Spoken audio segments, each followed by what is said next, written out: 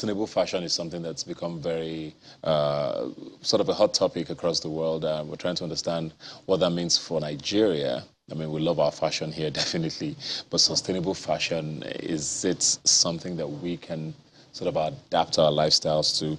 I have here with me Mary Edoro, who's a fashion journalist. Thanks for being here today. Thank you so much, AMVCA. Yeah, you know, to be here. It sounds like a very big word when you hear sustainable fashion. It does. And everybody's just thinking, when you hear sustainable, you're thinking climate change, what's going on? This is such a big, hot topic. What does sustainable fashion mean? Let's start with that. Interestingly, it's very easy. It's pretty much just being conscious about what you do if you work in fashion, or if you consume fashion, if you look at fashion, if you love fashion. Yeah. It's just being conscious about what you do, about how you're producing fashion, how you're wearing fashion, what type of pieces you're wearing, and just that whole ecosystem of being conscious of fashion's consequences on the environment. Yeah, I asked that because I hear sustainable and I'm thinking, oh, recycled. Do I not throw my clothes away? Is that literally all it is? That's not all it is. There's a lot to go in. So it's at different levels, from the production level to the consumption level. So for designers, for example, how are you producing? What fabrics are you using to produce? Are you harming the environment with your dyes, with your, how exactly are you producing? And for consumers like us, how are you taking care of your outfits? For example, if I'll throw the question back to you, what do you do with your old suits? You have so many wonderful suits. What do you do with them? Do they just end up being trashed after they don't fit you? Do you hand them down? Do you donate them? Do you resell them? So it's just that whole process of making sure that the life cycle of our fashion choices continue over the years. Yeah, that doesn't seem like, it's so hard to do. But there's this other side, where I was reading up on this before the show, and I started thinking about jobs. You mentioned dye now. Yeah. There's a huge tie-dye, industry in Kano, in parts of the Southwest as well, where they still do it the local way, or the traditional way, for want of a better word. I also read somewhere that cotton, for example, is not very sustainable because when you wash cotton, it needs more water, so you're consuming more water. And I'm wondering, there's cotton farmers everywhere as well. What happens to industries like this is what people start thinking. Should we tackle this, in a different way? We're already crying about jobs. How does sustainable fashion help with creating jobs? So interestingly, I think, like you said at the beginning, sustainability sounds like such a cumbersome term. And when you start to break it down, you find that it's not as hard as you think it is. So for example, you spoke about dye and traditional ways of making dye. And those ways are not as harmful as the chemical and more industrialized ways of making dye, for example. So it's more of natural products, the way we do it back here, back home. But when we now talk of on a larger scale, people are using more chemicals that are harmful, and the way they even dispose of it. So like emptying them into streams where people drink from, people eat from, etc. So it's not as complex as that. There are still opportunities for job creations, especially in terms of handwork, handcrafts, and which is what we're trying to go back to in terms of sustainability. Yeah. Handcrafts, hand-produced, locally made stuff. There's a huge industry for that right now, especially in Nigeria. Is that something that's sustainable? Yeah. And I'm talking more long-term, because we're all clamoring for a time when we'll be able to mass produce things, but you're talking handcrafting. Are we going to be able to have sort of a retail chain for a designer who wants to make thousands of outfits that are handwoven? Yeah. Okay, so I'll cite a designer, Emmanuel Okoro, who owns Emikazbit, and he does fantastic work with Akwete fabric, and he's been doing this for a while now. And he started with, I think, about 5 hand weavers who weave his fabrics, and then they deliver all across the world. And now he's trying to set up a hub where they are 10 to 100 weavers who are creating these fabrics, training people. You can send your children there for some kind of boot camp, training them to know how to hand weave. Imagine the number of products we can get from 100 hand weavers for a period of time if they're well taken care of course, in an ethical situation, as opposed to mass producing with chemicals, mass producing with sweatshops or places that are not ethical, where you are paying them below average wage, etc. So yes, we are able to use handcraft, hand-woven, hand-done things the way we usually do them in the traditional sense of things. We are able to do that on a larger scale, but not as fast as fast fashion would take it. But that's where now the consumer patience, I would say, and the consumer understanding of sustainable fashion comes in. Yeah. I mean, you're looking at Nigeria, does this look realistic? Because, I mean, it's nice. And I think a lot of people, when they get explained, understand. Yeah. But is it realistic? Because we even have the industrialized countries today who know all about climate change. They have all the buzzwords, but nobody wants to really do anything because things like coal, for example, are easier. You know, they're worried about losing jobs. Mining, I'm talking on the larger scale now of, sustainability. But with fashion even, we're in a country where we're still even grappling with the basics. Is sustainable fashion really going to catch on here? The truth is, I believe personally that balance is one of the key things in life. And once there's an excess of something, there will always be trouble, there will always be problems. So a balance is really needed right now. We've seen an influx of a lot of fast fashion brands in Nigeria, and we've seen that this has led to a lot of fashion waste in the country. If you go around, you see so many landfills, you see like a truckload of things packed together alongside the bottles, the plastic bottles, but we also get to see clothes that are disposed of. Why are they disposed of? Because it's fast fashion, and then you bought it for a certain amount of money that's not very significant. You wear it 3 times and then it's done.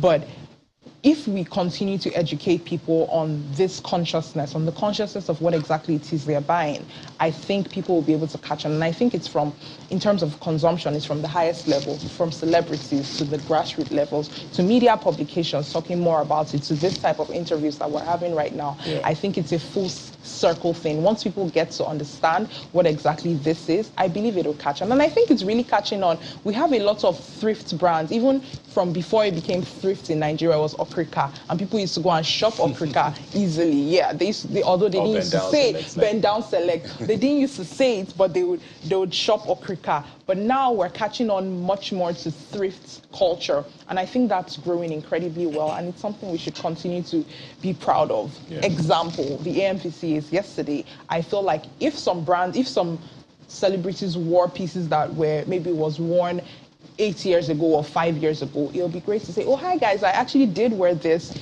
6 years ago and I'm wearing it today again, showing that power in re-rocking and not just always constantly adding things to your closet. Yeah.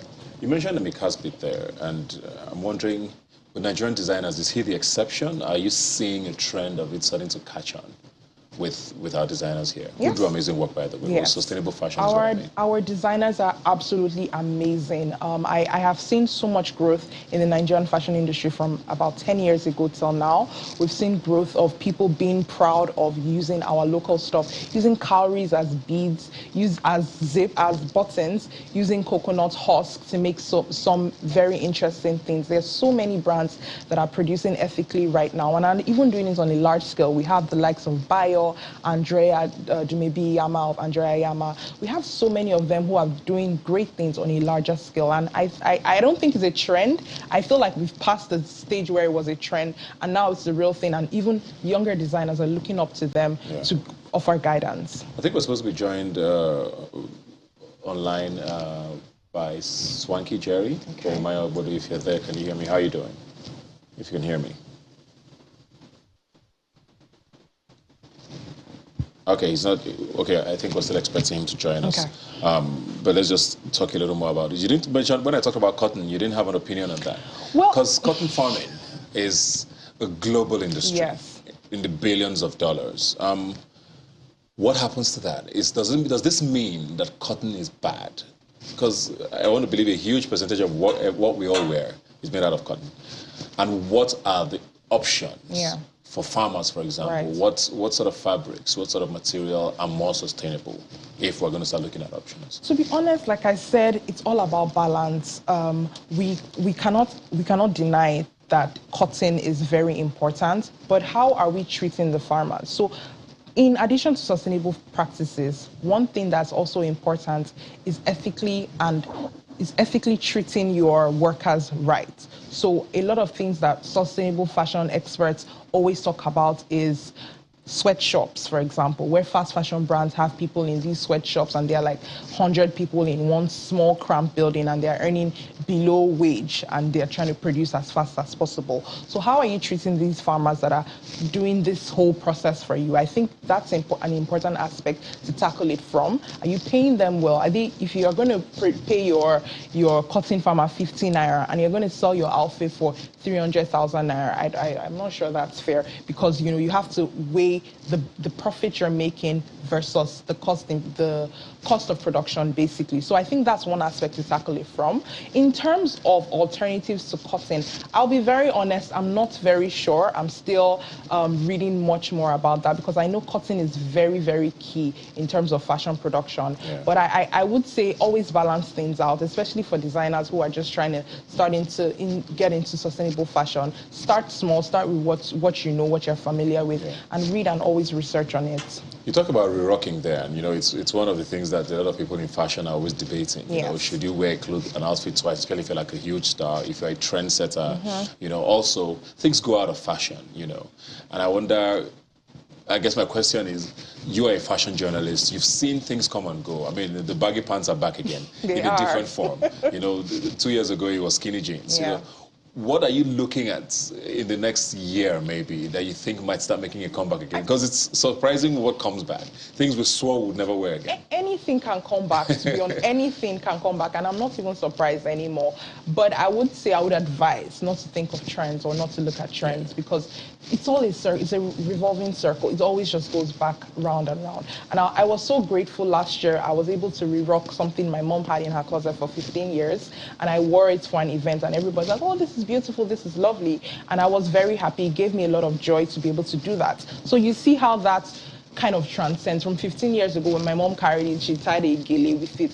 But now I wore it as a two-piece and it was beautiful. I think these are conversations, especially from the more visible level, that should be had with celebrities and influencers. I think we need to latch on more into that whole re-rock culture. Yeah. It is something that has been so downplayed, and it seems almost like a taboo when you say, oh, you wore this before. But like, oh my God, does she not have clothes, or does she not have money? But it's really not like that. It means that you value your clothes, you are conscious about how you're taking care of your clothes, and you're able to re-rock it another time, and I think it's very important. In terms of trends, I would say the Ashoke trend is coming back, so you guys watch out. I'm in love with Ashoke right now. Yeah.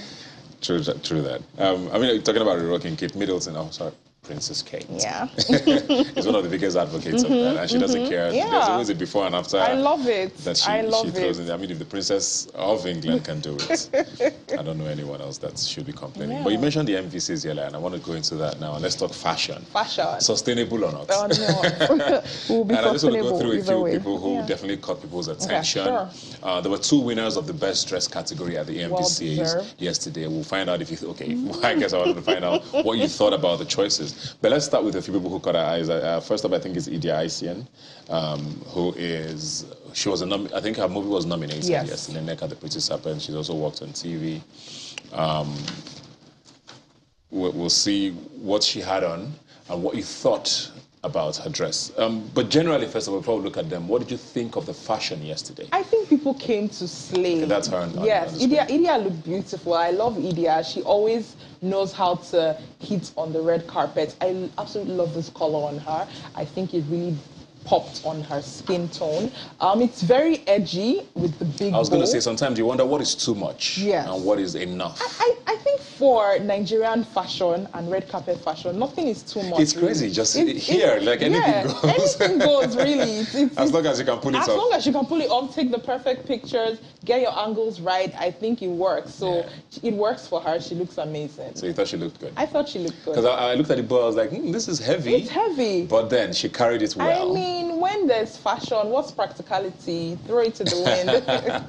So she definitely was one of the best for you. I liked it. I won't say one of the best, but I liked her look. Okay. Yeah. Let's look at Timini now, because that was a huge talking point for a lot of people. Yeah. It's a black tie event. He had this jacket that had so much bling on it. And they looked like something that looked like a skirt or something under the jacket, and then there were pants under. Yes. There's something also across the jacket in front. We're like, is this a black tie outfit? But aside that, did he look good enough to be one of the best on the day? I think he looked good enough for men's style on the red carpet. Swanky did this look, and I think he looked really good. I mean, skirts with tuxedos have been from time immemorial, if we're being honest. Brands like Comme des Garçons are always champions of this. I think it was a well put together look. I loved the jacket. I think the whole look was by Seven Dejana, but I absolutely loved the whole look. It was edgy, it was fun. I mean, fashion is to be played around with, so I can't fault the look as long as he felt comfortable and happy wearing it. I looked at a lot of fashion yesterday with the men, and I think I Googled best dressed men at the Oscars 2022. Yeah. And it was just so interesting how different the red carpet culture in Nigeria is. Everybody on the list from the Oscars wore a tuxedo. Black, wore a tuxedo. White shirt. Like 80% of them were just in black tuxedos. And you look at the Nigerian list and it's just, people are really very just, I find it wonderful. fascinating. We're so unique. I love it. I love, everywhere I go, people always talk compliment Nigerian fashion. And I love it so much. We're very vibrant. We're very expressive. We like to go, we like to do. We love it. I like it. All right, let's look at Osasi Godaro, who ended up winning the Best Dressed Female award on the night, voted for by the viewers, by the fans, and all of that. She also won an award as well as Best Actress in a Drama for Rattlesnake. So it was a big night for her. To look that great, to win an award, it looked like everything just came in perfectly. Yeah. What did you think of her outfit, Osasi Godaro? I loved her outfit. I absolutely love her outfit. I know people tend to always go for sheer and body hugging on the red carpet, but I love the extended train, and I love that it was a different color. This is not Osasi Godaro on TV, by the way. This is still Timini, but we're talking about Osasi Godaro. Osas looked amazing. She bodied the look. She absolutely did. I loved her makeup. It was simple and sleek. I loved the extended train. She looked pretty. She looked like a flamingo. I loved it. It's a very interesting line, with what female fashion has become now. There's a lot of talk about the corsets and the rhinestones and the sequins. It's like you have these things and you're good. These three things and you're good. It looked like she might, I don't know about the corsets with her, but okay, it looks like there might have been a corset. But the rhinestones and sequins also came into play. Yes. So what makes one work and not the other? So like what made hers work? I think as a designer, you just have to know what is enough and what is too much. So I like that even with the corset, it's not a corset pretty much. It's just a design, it's detailing, and then you can still see her stomach, you can still see her chest area. So that upper area is very sleek and very simple. Then it flows all the way down and it's much more dramatic, and I really like that. I mean, I just think sometimes for fashion, less is more, but also just add a wow effect. And I think the train was the wow effect for this look, and that made it really work. Let's go now to Denola Gray, who won the best man at the event, the best dressed male at the event. What did you think of his look? Denola never misses. I love how he knows how to dress for himself. He expresses himself with fashion, and that outfit was wonderful. I actually didn't expect that it would be from Uncle Mai. It would be from Maya Tapo, because it was very much very edgy with all the embroidery. Because Atafo can mostly classic. Mostly classic suits. So I didn't know until I checked this out. I'm like, oh wow, from Atafo. I think it was a brilliantly done suit, and I love his accessorizing. Denola is always very graceful. I love it. He just comes through. I absolutely love the look. And the color, I think, was what also worked. Yes, and Denola takes a good picture. So he takes great pictures. I absolutely love the color. Yes, like you mentioned, the color was great. Definitely deserves it. There was Chioma Akpota as well, Tacha Akide, Daniela Fiong, Bimbo Ademoye, Nancy Sime, Erica. These were all people that everybody thought, did amazing. This was Chioma, who's ageless, continues to look amazing. Ageless. What did you think of her? I think she looked great. It was a beautiful look for the event. I think it was okay.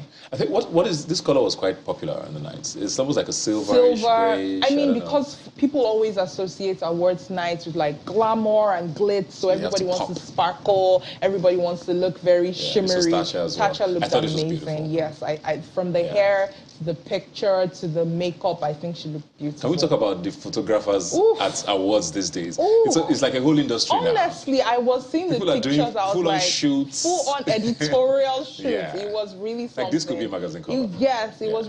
This was because everything matched, very structural. Look at another one. This could be a magazine cover. Yes. This is Daniel F. Young. He looked really great. This was very interesting because people kept saying, so how is he going to unbutton his outfit? What is this about? Did he wrap himself in? But I guess maybe if you looked at it closer, you would understand but it was interesting. Yes, yeah. I think he looked good. So I like the jacquard jacket, and then that addition was statement making. It's one of those things that you say, with the black carpets, you keep it clean. But now we're pushing the boundaries as much as we can. Like I said, I was also Bimbo Ademoye, Nancy Sime, and Eric and Lewedim. They were all, talked about. Yes. I think Nancy's look was understated. Bimbo looked great. She looked very simple and chic. I like the show, just sexy and a bit sultry. I like that without showing too much. I think it was good. I think it was a good look. Red always wins. But do you think Nancy was understated? Yes, I think Nancy's look was very understated. First of all, she was wearing this brilliant designer who is from Kosovo, somewhere like that, and he's dressed Beyonce, Cardi B, and people kept saying, from the comments I saw, people were like, oh, what's this? No, I think it's the intricacy of the outfit that's just everything. Look at the beading details on the chest with that draping. I really hope the look stayed this way all through and just looked beautiful. Her purse matched the outfit perfectly. I think she looked very goddessy. In my opinion, I think she looked like a sort of goddess in that look. I absolutely loved it. Yeah, of course, finally Eric and Lewedim, who had the train of life. Yeah, the train of life. A very dreamy, 8 people needed to be around her for her to move. But she looked stunning. Yes, very dreamy. I actually really loved it without because there was another picture where she had just the bustier and then the gown. Without the train. Yeah, without the train. I really loved that look, but it was very dreamy. Definitely easier to walk without. Yes, very princessy. Yeah, let's take a look at some other people who were talked about, but on a more controversial level. Yeah. First off, Pretty Mike, who we all know does it intentionally now. Yeah, he attends weddings. He went to a wedding with coffins one day, and I'm just like, what is going on here? He's attended with maidens, with all sorts of people. But he came yesterday in I'm not sure what it was on his head, and it looked like he was wearing a cloak, and then he had a baby goats, and everybody was like, this is a soon you're carrying around here. Why are you? What's really going on here? Oh my God. What did you think when you saw Pretty Mike? I mean, he loves the attention, and he's not going to stop. Someone actually sent me the video before we saw photos. I was like, oh, here's what he's wearing. And I was just like, you know what? Fashion is self-expression, I guess. So, do you if you feel confident. I mean, I understand why he does it. He does it for, the trends and everybody to talk about the look. So yes, if it got people talking, I think it's achieved its purpose. Yeah. It's very gothic and very dark, but I guess it works. Like I said, he's not going to stop. He loves it. He enjoys the attention. Yeah.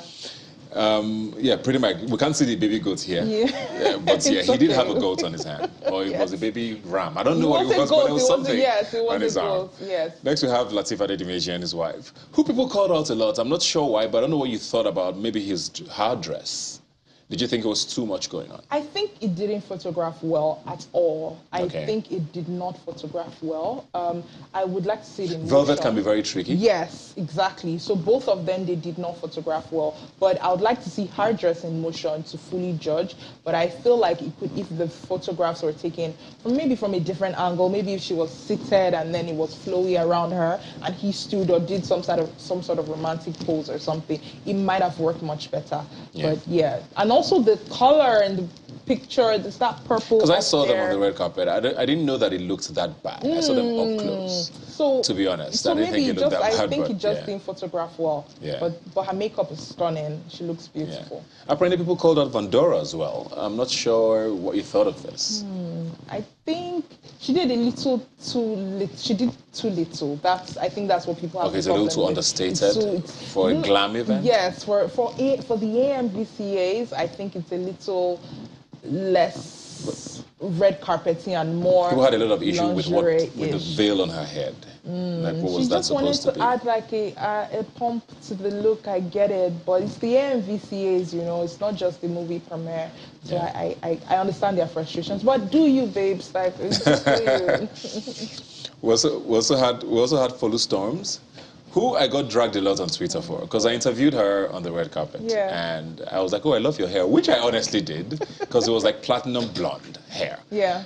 And they said, "Hi, Buka, you're lying." I'm like, "But I like the hair. Why can't I like the hair?" She was going for a futuristic look. Maybe people didn't get it because with the silver top area, with the blonde hair, with the very, very bright green, I think it was a futuristic look. But maybe if we ask her about it, she'll tell us more. But I think it was a futuristic look. I think put apart, it looks like an outfit pulled right off a runway. Maybe put with certain pieces set apart, like maybe the upper region off, and then maybe a different hairstyle might have worked differently, but maybe it was futuristic she was going for. I mean, there were so many people who were talking about it. There was Dane Relay, who looked like a chandelier. There was Tiana, who also got called out for her. She had a mask. Yes, she had like a horn. A mask with a horn. Yes. There was Ifu Enada who had a skirt with skulls. There were so many people who got, but I mean, we were out of time. So just quickly now, do you agree with the choice for best male and female dressed? Yes, I thought they were the best. Yeah, I thought they were the best dressed, male and female. They looked really good. Yeah, I mean, what that tells me is that, you know, the red carpet culture or the black tie red carpet culture is completely different. It's completely different. You can do anything. You can. As long as you can work it. Yes, and that's why I'm really happy. I mean, at the beginning of our conversation, we're speaking about sustainable fashion, and I believe it's something that's definitely going to work here because we have a different mindset around fashion. Yeah. Even though we try to follow trends sometimes, we still have our unique decision about fashion. Yes. Thank you very much. That was fun. Thank you so much. I totally enjoyed that. I did. Please come back again. Definitely. Like